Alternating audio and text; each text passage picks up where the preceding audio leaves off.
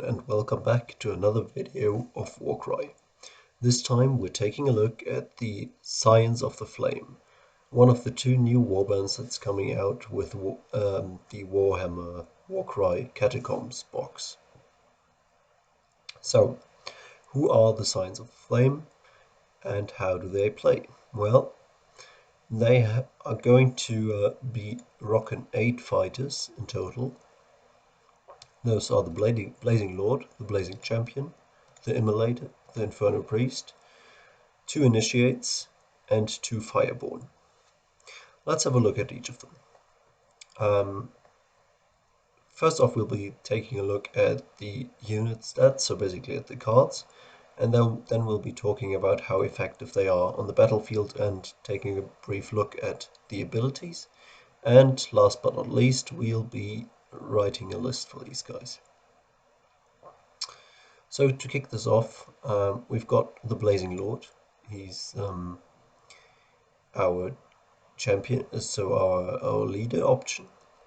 190 points, movement 4, toughness 4, 20 wounds. So relatively survivable at toughness 4 and 20 wounds, but very standard for the Chaos warbands. So the Warcry specific warbands, a lot of them have toughness 4 and 20 wounds on their leader. Movement 4 is not super quick. He does have a range of 2, which is awesome. Allows him to stay outside of opponent's attacks in many cases, so that's going to increase his actual survivability a bit. Then he has 4 attacks, strength 5, 2/6 damage. That is a very beefy stat line. That is very good damage output. You can see 8.1 damage on average per activation. Good, very good model. Then we've got the Blazing Champion. He's 170 points, so 20 points cheaper than the Lord. Almost the same stat line, 2 wounds less, but also 4 movement, 4 toughness. Also range of 2, only 3 attacks though, but also at strength 5 and with a base damage of 3 and a crit of 6. So his damage output is actually almost as good as the Blazing Lord's, even though his attacks number is lower, but that's because his damage is higher. And obviously you know that I normally value a number of attacks over normal damage. That's because crits tend to play a big role. But when you're hitting at strength 5, you're going to have a lot of normal hits as well, because you're going to hit most fighters on 3-ups. So there's going to be many normal hits, and that's where higher base damage is quite nice. So the Blazing Champion also seems like a very solid choice. Then we've got the Immolator, who is 145 points, so quite a bit cheaper. Movement 4, toughness 4, 15 wounds, so we can see a significant drop already there. However, still relatively survivable, I'd say. Range of 1, so this one has to get close up to do the fighting. 4 attacks, strength 4, 2/5 damage. This is still a good profile. 6 points of damage on average is still pretty damn good. Then we've got the Inferno Priest. She's 130 points, so again 15 points cheaper than the Immolator, which is not bad at all. Movement 4, toughness 4, 15 wounds, so same survivability as the Immolator for 15 points less. Range 2 in her attack, which again, as I said, it gives you kind of a bit of a defensive advantage more than an offensive one. Only 3 attacks though. Strength 4, 2/4 damage. She also has a range 5 attack, like a little magic attack you could probably call it or something. But that one is very weak, so I haven't considered it here because it's not the one you want to be using. So she deals an average of 4 damage, which is clearly a lot worse than what the Immolator is capable of. But yeah, we'll see how she performs in terms of points value, and we'll have a look at the abilities as well. So then we have the initiates. In the box, you will get 1 initiate with the Brazier, which is basically that initiate girl. She's 65 points. Movement 4, toughness 3, 10 wounds. Movement 4 is not amazing, again. All of these fights are movement 4, which makes him a quite slow warband, which might really hurt them. Toughness 3, yes, that's very normal for Chaff, and 65 points is very cheap, so perfectly fine. 10 wounds is actually a lot for a model this cheap, so I'm quite happy with the survivability on this one. Her range is 1, 3 attacks, strength 4, 1/3 damage. So really what's kind of sticking out about her is the strength 4, because that's kind of unusual for Chaff, especially at 65 points. So she deals an average of 2.5 damage against an opponent of toughness 4, which is seriously not bad. Then we've got the Initiate with the Morningstar. This is one of 3 build options you get for the second Initiate model, for the male model. He's 55 points, so even cheaper than the Brazier, which is cool in my opinion. Movement 4, toughness 3, 10 wounds again. However, he does have a range of 3, which is quite awesome. 3 attacks, strength 3, 1 damage, and 3 on the crit. So 1 less strength than the Brazier model, however, more range to boot. So yeah, he's not bad at all. I think the Morningstar variety. He is missing one ability that the Brazier has. Again, we'll look at that in a second. But so yeah, he has an ability less, and just a bit less damage output. You can see here his average damage is just a bit lower. But still, I think the range 3 is not bad. So he's definitely a viable model as well. Then we've got the Initiate with the Bomb. Also 55 points. He does have the same ability the Brazier has. Movement 4, toughness 3, 10 wounds, all the same. Range of 1, 3 attacks, strength 3, 1, 3 damage. Not a great offensive profile. In fact, his profile is almost the same as, for example, that of the Plains Runner from Untamed Beasts. Although the Plains Runner is movement 5, but only has 8 wounds, so you're trading a point of move for 2 wounds there. I don't like him so much because I think just the other options for the Initiate are better than he is, so I would probably not get this one. Because we've got the Axe as well. He's 65 points again, so 10 points more expensive. You can have one of those. I said you could have any one of these, basically from the box. Same for movement, 3 toughness, 10 wounds.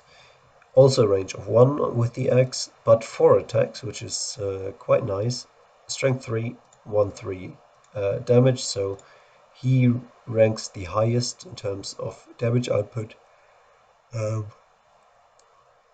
I think he's slightly better than the Initiate with Brazier is maybe. But they are quite close. No, I think the Brazier might be better because she also has the ability. And they are virtually the same amount of damage on average. So yeah, but still not a bad model at all. Then we've got the Fireborn. One of them you have 2 build options for, either the Chris or the Brazier. For the Chris, you have 4 movement, toughness 4, 10 wounds. So you see that these Fireborn, they are quite squishy. They are 115, 120 points, so not cheap.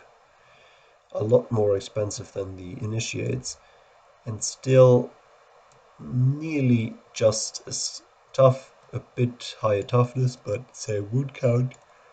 So the Fireborn are definitely squishy, and you have to watch out for them, because if you're paying 115 points for a model, you do not want it to go down super quickly. Anyways, both options, both the Chris and the Brazier have 1 range. Both have 4 attacks. Well, what is different about them is that the Chris has strength of 3, but 2/5 on the damage, and the Brazier has a strength of 4 and 2/4 on the damage. Now, on average, the brazier does more damage against toughness 4, and the Chris does more against toughness 5.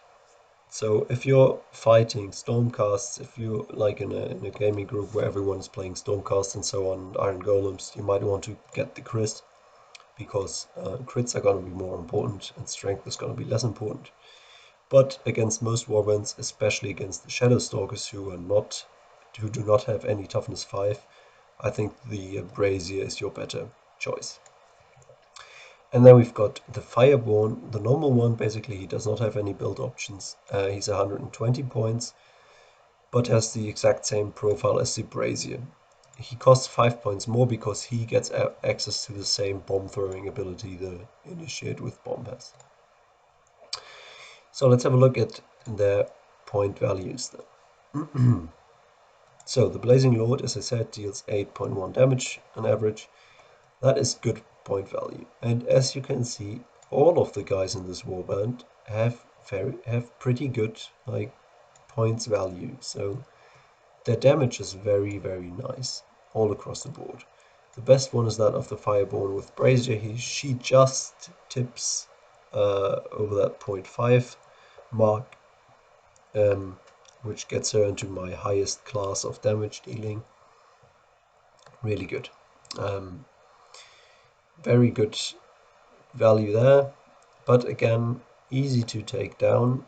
Only 2 activations from a standardized opponent to kill her, so you do need to be very careful with your Fireborn, even though they deal good damage.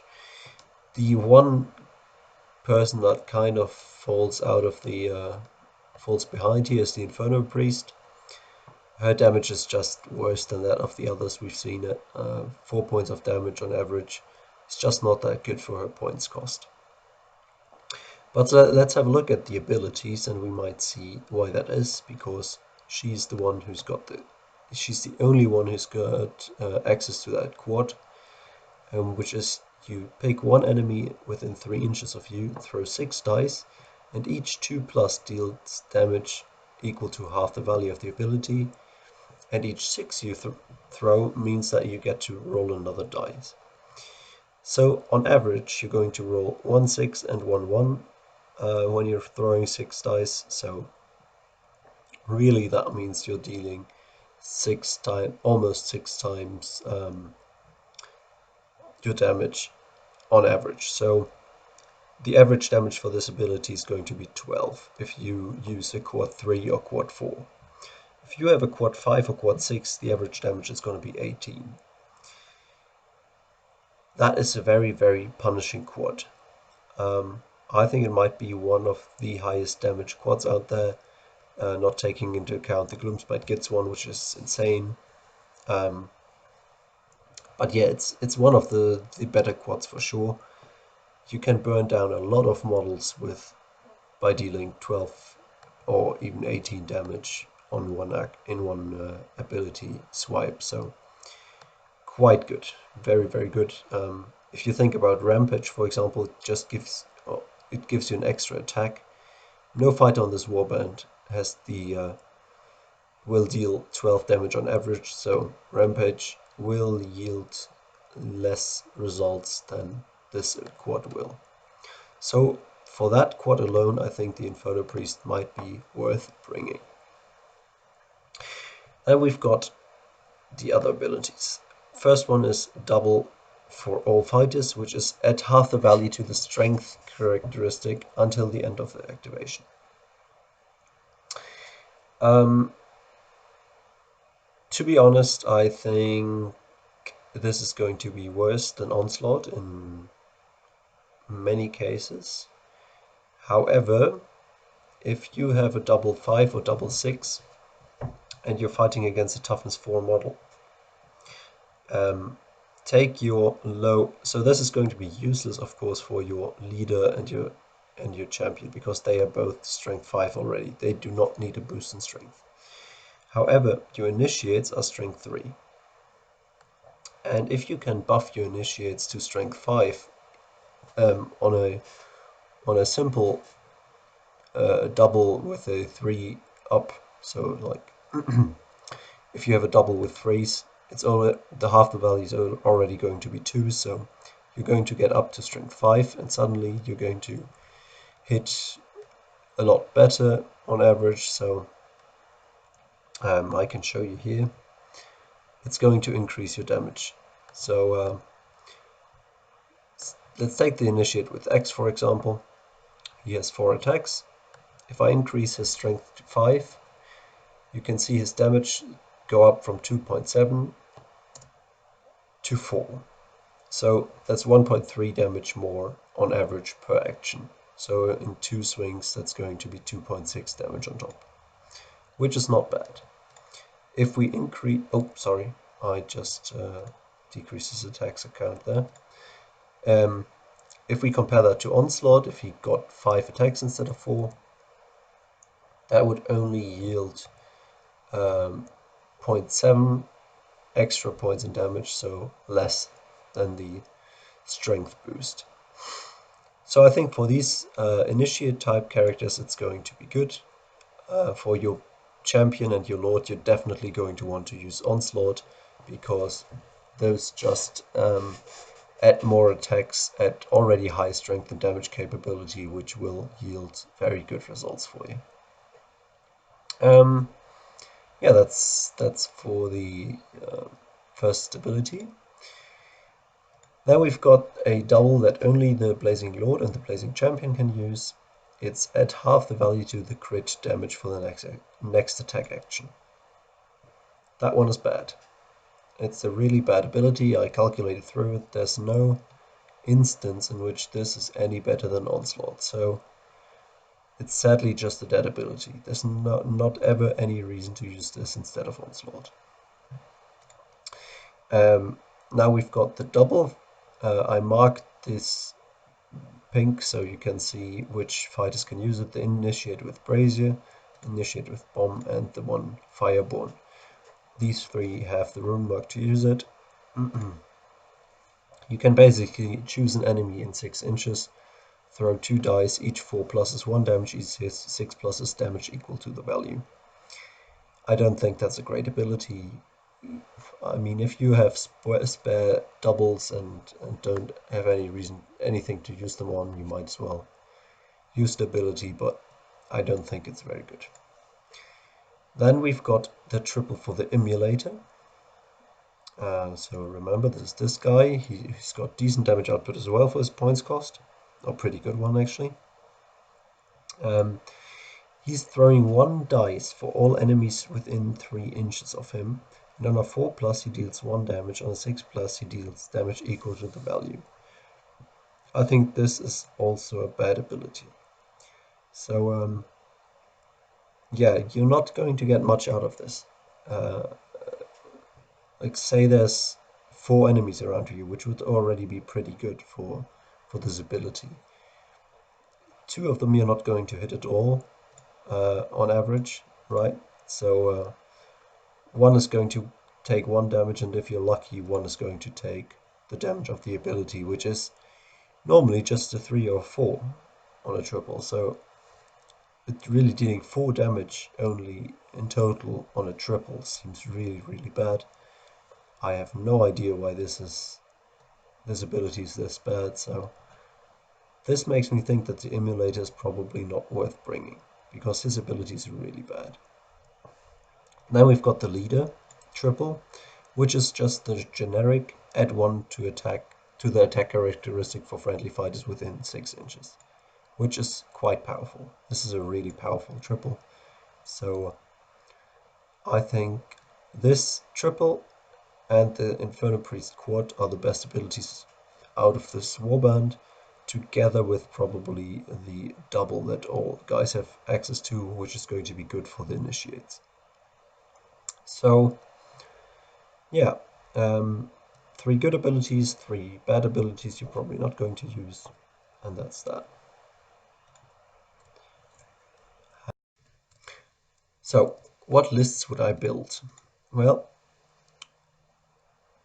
we have two possible cases here. The first one is that we only have the one box set. So the only choice we have to make is which initiate we take and which Fireborn we take. And I think this is relatively easy to make the choice. I would not bring the initiate with bomb. So you have to decide between the Morning Star and the initiate with axe. And I think the axe is just slightly better because at 10 wounds you don't really have to be worried about your initiates dying super quickly, so I think you might as well take the one that gets in close combat range and deals a bit more damage himself instead of relying on the 3-inch range of the Morningstar. So I would probably opt for the axe there. And for the Fireborn, um, well, we talked about it. The Brazier just deals a bit more damage on average, so probably worth bringing him instead of the Chris. Now, if you think about the double everyone can use, let's see here what happens. So if we buff the Chris up to 5, his average damage becomes 7.4, which is really good. So buffing him with the double might be very good. And have a look at the Brazier instead. If we increase his attacks, 6.7. So yeah, if you're going to spend a double regularly on the Fireborn with Chris, the Chris might actually be better than the Brazier. That's something to keep in mind. However, also do keep in mind you will not have doubles to spare left, right, and center every turn for every of your guys, so you'll really have to think about where to use it. You'll probably want to use abilities on your Blazing Lord and your Blazing Champion because you can really dish out amazing amounts of damage if you buff up their attacks. The Blazing Champion, for example, already gets such a massive damage increase. See, he gets up to 10 damage once he gets 4 attacks. So I think you'll probably want to use your doubles on these guys and have your Fireborn act without abilities. So I'm gonna say that the Brazier is probably better. And then obviously you're taking the normal Fireborn. So this is the list I would recommend if you're just buying the starter set. Now let's say in a couple of, maybe in a month's time or something, when we can buy the box itself, and we have all the list building choices, what list would I bring then? Well, here's what I would do. I would drop the Immolator because I think he's overpriced. His ability is garbage, and you don't need him to be yes, he's a decent combatant, but you have so many very high damage output fighters that you don't need him there. So I think the Immolator has to go. I would keep the Inferno Priest for the quad, and then I would probably bring 6 initiates with Braziers because they're just rather good. They have the ability, they have the high strength, decent damage output. Nothing bad about these guys. You could instead bring the axes as well. You would lose access to the ability to the double, which is the throwing bomb thing. You would lose access to that ability, gain a bit more damage on average, and more leverage out of the strength increasing double. So that's where the axe would shine in comparison to the brazier. So there's an argument to be made for both. Really, it doesn't matter which one you choose there. You could go 3 and 3 as well. Like you could have 3 braziers, 3 axes, whatever. All perfectly fine. And then I would bring 1 Fireborn with brazier. I think, well, you might as well bring the normal one because you've got the 5 points to spare, and why not have that ability available if you ever need it. But yeah, really, I think one of them is enough. That gives you 3 very heavy punches. So the Blazing Lord, the Blazing Champion, and the Fireborn. All 3 of them are very heavy hitters. You have a lot of chaff. 10 models is very good, especially since you only have low movement. You do want that board control through high number of models. So I think it's important to have that 6 initiates, and the 4 elite choices are probably gonna be enough. So that's the list I would choose if I have 3 options to pick from. Um, yeah, and that's really all we've got for today. Stick around for the next video. It's gonna be very shortly, and I'm gonna have a Shadow Stalkers review for you. So see you there, hopefully. Goodbye.